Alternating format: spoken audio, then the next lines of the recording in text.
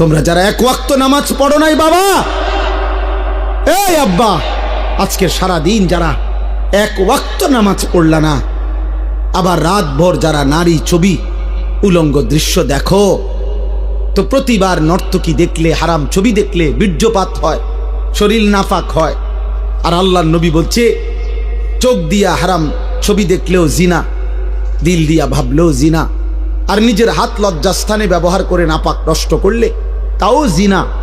আর আল্লাহর নবী বলছে এই জিনাকার, এই ব্যভিচারী, মালউন, অভিশপ্ত। নবীজি বলছে যে জিনা করে সে মুমিন থাকে না। লা ইয়াজনি জানি হিনা ইয়াজনি ওয়া হুয়া মুমিন।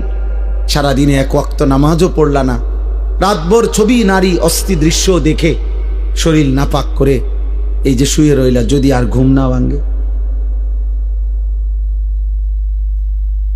এই রাত যদি আর ভোর না হয়, হ্যাঁ, তো তোমার মৃত্যু কিসের উপরে হইল?